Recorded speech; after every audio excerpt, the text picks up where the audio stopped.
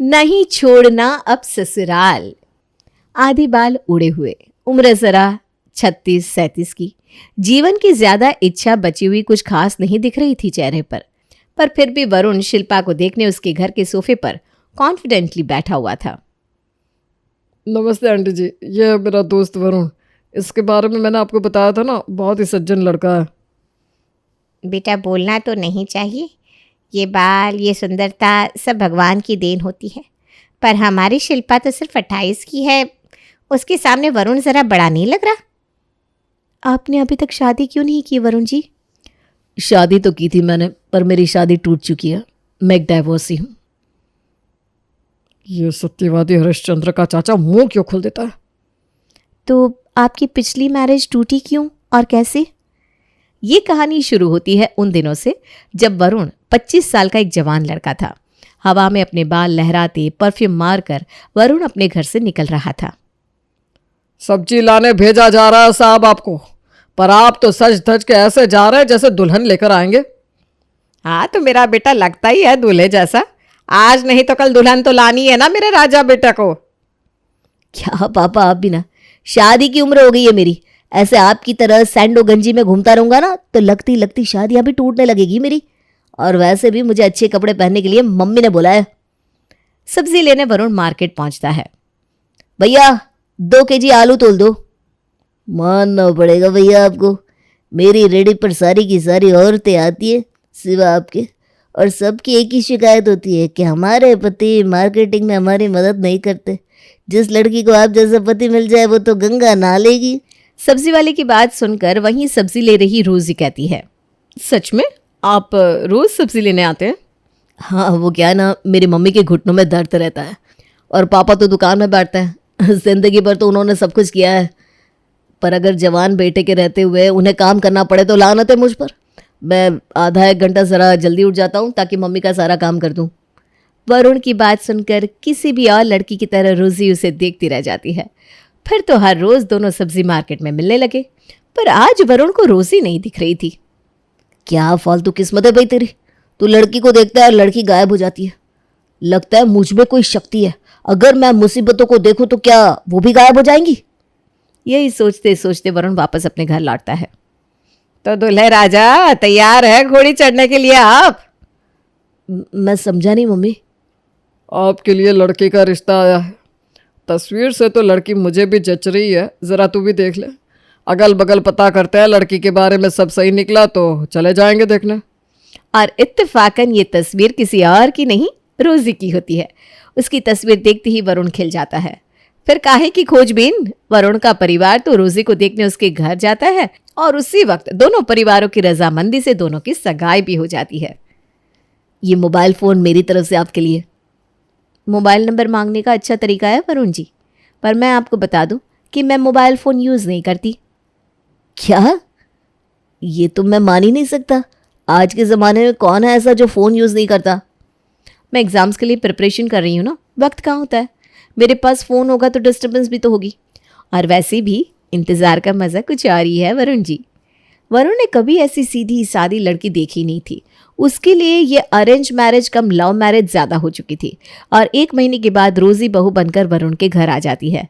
पर कहते हैं ना, जब किस्मत में कंकर लिखे हो तो हीरे हाथ नहीं लगते। रोजी और वरुण के बीच मीठी मीठी बातें हो रही थी, चलिए हम भी सुनते हैं। आज लगता है मानो मेरा कोई सदियों पुराना सपना पूरा हो गया है। लगता ही नहीं कि मैं तुम्हें 1 महीने पहले मिला हूँ। बस बस बस, और कितनी तारीफ करोगे मेरी। अब ये दूध पी लो। वरुण जैसे ही दूध पीकर बिस्तर पर लेटता है, रोजी कहती है, अब मुझे ना ज़रा घुटन सी लग रही है, मैं थोड़ा बाहर होकर आती हूँ वरुण जी। अरे एसी तो फुल चल रही है, फिर तुम्हें घबराहट क्यों हो रही है बाबू? तुम्हारी तबीयत तो ठीक है ना? लगता है शादी की तैयारियों में तुम ज़्यादा ही थक गई हो। अरे नहीं नहीं, ऐसे कुछ नहीं है, तुम आराम करो ना, मैं 10 मिनट बाहर टहल कर आती हूँ, मुझे ठीक लगेगा। और लाल जोड़े में सजी धजी रोजी धीरे से घर का दरवाज़ा खोलकर घर के आंगन में टहलने लगती है। कुछ देर टहलने के बाद रोजी वापस अपने कमरे में चली जाती है। अगली सुबह रोजी अपने मायके से लाए हुए बर्तन का सेट निकालती है और प्लेट्स को डाइनिंग टेबल पर सजाती है। इतनी छोटी छोटी कटोरी, इतनी सी कटोरी में क्या सब्जी आएगी? वही तो मैं देख रहा हूँ। और ये प्लेट तो अपने है भी नहीं, इतने छोटे प्लेट, लगता है कोई खिलौना दे दिया है बहू ने। तभी रोजी रसोई से बाहर आती है और इडली के साइज के फुलके लाकर सभी के प्लेट में परोस देती है। सभी की कटोरी में एक आलू, जरा सी ग्रेवी और 2 छोटे से फुलके। खाइए खाइए ना वरुण जी। 2 फुलके बहू? ज़्यादा हो गया ना बाबूजी, मुझे लगा ही इस उम्र में ज़्यादा भारी खाना नहीं खाना चाहिए, पर नाश्ते में तो इतना खा ही सकते ना आप, कोई दिक्कत नहीं है, आराम से खाइए, तब तक मैं रसोई साफ़ कर लेती हूँ। रोज़ी तो किचन में जाकर किचन साफ करके तवा तक धोकर रख देती है ताकि कोई चाह कर भी फिर से रोटियां ना मांग सके। आप तो इसी में परेशान हो गए होंगे ना। अरे पर ये तो शुरुआत थी।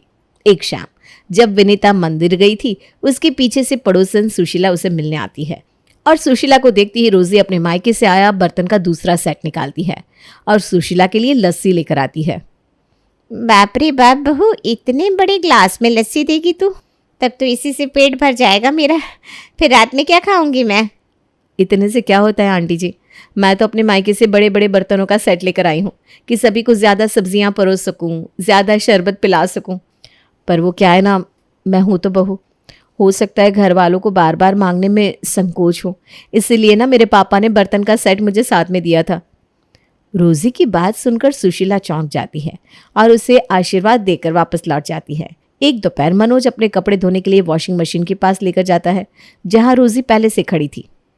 ये क्या है पापा जी, आप फिर से शर्ट ले आए?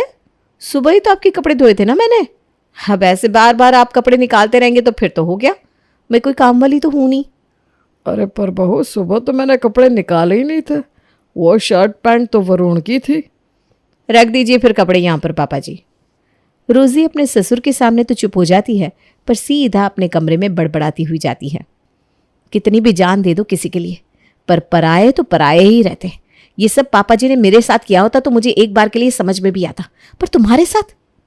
अरे क्या हो गया डार्लिंग, ये खुद में क्या बोले जा रही हो तुम? अब पापा तुम्हारे कपड़ों को अपने कपड़ों से अलग समझने लगे। इस घर में नजर रखी जाने लगी है तुम्हारी चीजों पर कि तुम्हारे कपड़े कितने धोने में जाते हैं, कितने नहीं। और नजर रखी जाएगी क्यों नहीं, दुकान में तो पापा भी रहते हैं और कपड़े धोने में बिजली लगती है, सर्फ लगता है, उन्हें लगता है कि उनके पैसे जा रहे हैं।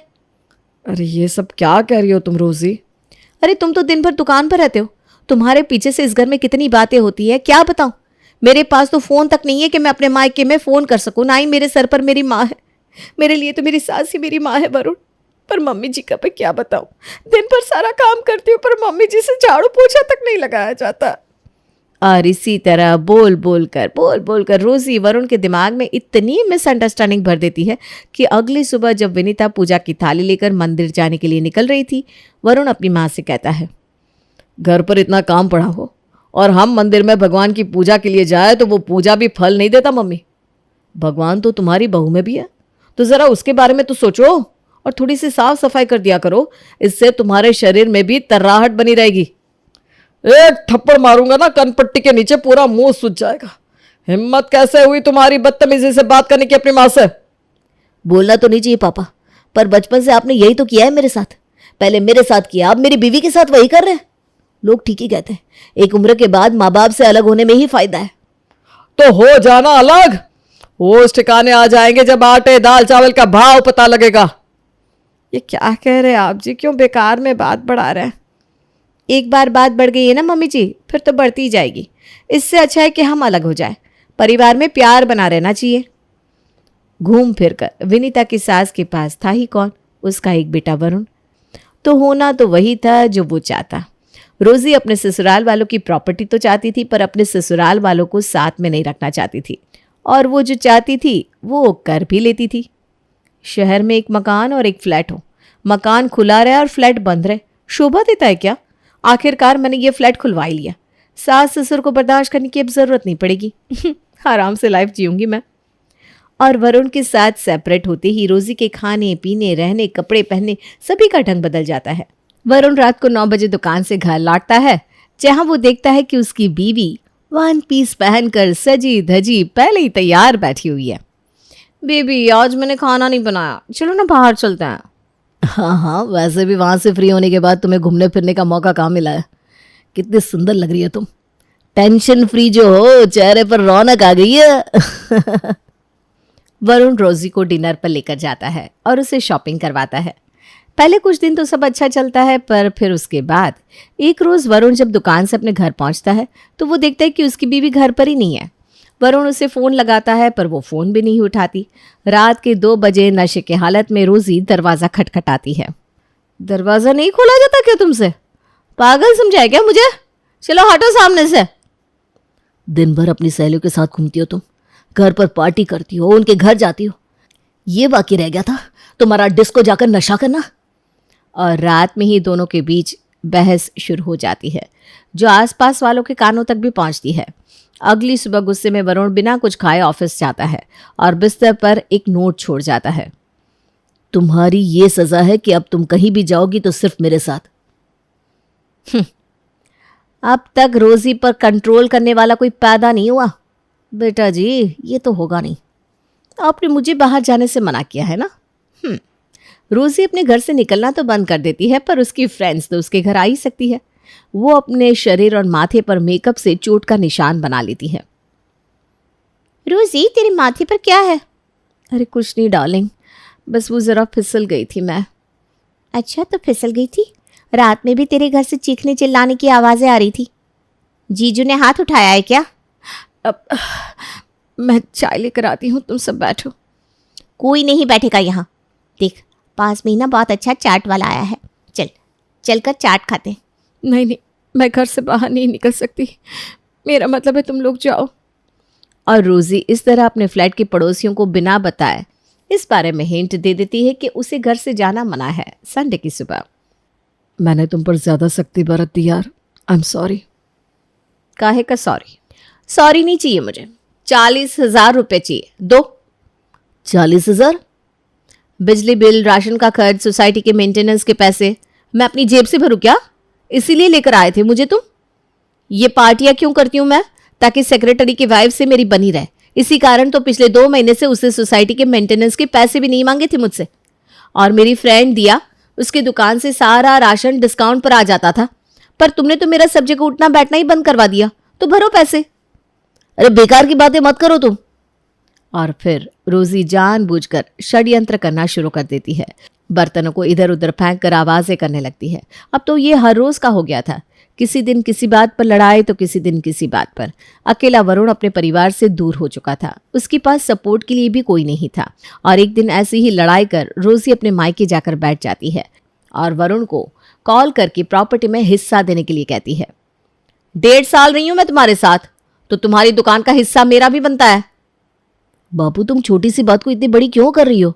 मैं आ रहा हूं तुम्हें लेने, तैयार रहना। रोजी को मनाने और वापस लाने वरुण अपने ससुराल पहुंचता है। भैया देखिए, वरुण आ गया, वो मुझे फिर से मारेगा। ओए गजनी की औलाद, ऐसा मारूंगा ना कहीं का नहीं बचेगा तू। साले साहब, मियाँ बीवी के बीच में आप मत बोलिए। पड़ोसियों ने सब बताया है मुझे कि कैसे तुम मेरी बेटी को मारते हो। पहले तुम्हारे माँ बाप ने इसे टॉर्चर किया और अब तुम। केदार, हाथ में चूड़ियां पहन रखी है क्या तूने? निकाल इसे यहाँ से। रोजी के बाप और भाई मिलकर वरुण की जमकर धुलाई करते हैं। वरुण की जिंदगी बर्बाद हो चुकी थी। अड़ोस पड़ोस वालों के लिए वो जल्लाद था। यहाँ तक कि सोसाइटी मीटिंग में उसे बिल्डिंग से निकालने तक का मुद्दा उठाया जाता है। और इस सब के बाद रोजी अपने पति पर दहेज मांगने और मारपीट करने का केस भी कर देती है। टूटी फूटी हालत में वरुण एक पार्क में बैठा हुआ था, जहां उसे उसका दोस्त विनोद मिलता है। वरुण विनोद को सारी बात बताता है। ये तो बुरा फंसा है उसने तुझे। तू सामने से केस कर रोजी पर। आजकल ना ऐसे बहुत केस हैंडल कर रहा हूँ मैं। उसने पहले तुझे कमज़ोर करने के लिए तेरे परिवार वालों से अलग किया, और जैसे ही तू अलग हुआ उसने हथौड़ा मार दिया। तेरा केस दोनों तरफ से वीक कर दिया है। जो अपने माँ बाप का नहीं हुआ वो बीवी का क्या होता है। मैंने देखा है जज साहब, सुहाग रात की रात बेचारी रोजी अपने घर के बाहर थी।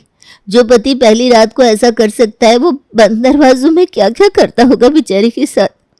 अब तो मानते ना जज साहब, इस लड़के ने मुझ पर और मेरे पिताजी पर भी हाथ उठाया है। सारे गवाहों को सुनने के बाद कोर्ट इस नतीजे पर पहुंची है कि वरुण। एक मिनट जज साहब, मेरे पास इस पेन ड्राइव में सारे प्रूफ है कि कैसे रोजी अपने चेहरे पर मेकअप करके चोट का निशान बनाती थी। वरुण के ससुराल वाले जब उसे मार रहे थे तो सड़क पर लगे एक कैमरे में सब कुछ रिकॉर्ड हो गया था। ये दोनों प्रूफ मैं पेश करना चाहता हूँ। जैसे ही विनोद उस पेन ड्राइव को जज साहब को देने जाता है, केदार भागता हुआ आता है और उस पेन ड्राइव को तोड़ देता है। कस्तूरपुर के गुंडे को जेल पहुंचाएगा तो तेरे बाप को निकल जाऊंगा मैं भूतनी के। पेन ड्राइव में तो कुछ नहीं था, पर अब आपको सब पता चल चुका होगा जज साहब। रोजी और उसके भाइयों और पिता को वरुण के साथ मारपीट करने, उसे उसके परिवार के खिलाफ भड़काने और उसके पैसों का गलत इस्तेमाल करने के इल्ज़ाम में 1 साल की सज़ा सुनाई जाती है। और अगर वरुण चाहे तो अपनी बीवी पर मानहानि का केस कर सकता है। वरुण अपनी बीवी से तलाक लेकर वापस अपने परिवार वालों के साथ रहना शुरू कर देता है। विनोद ने अपने दोस्त को उस बुरी शादी से तो बचा लिया था, पर अब वरुण के मन में जीने की इच्छा ही खत्म हो गई थी। धीरे धीरे दिन बीतते जाते हैं। विनोद अपने दोस्त को वापस वैसा ही बनाने की कोशिश में जुट जाता है और ऐसे में वो पहुंचते हैं शिल्पा के घर। तो ये थी मेरी कहानी। हम बाद में बताते हैं बेटा। बाद में नहीं मम्मी, जिस लड़के में इतनी सच्चाई हो, शादी करूंगी तो मैं उसी से। शिल्पा का दिल वरुण की सच्चाई पर आ जाता है। वो वरुण से शादी कर लेती है और वरुण के दिल में शादी को लेकर जो भी डर पैदा हो गए थे, शिल्पा उन्हें एक एक करके हटा देती है और वरुण की जिंदगी खुशहाल हो जाती है।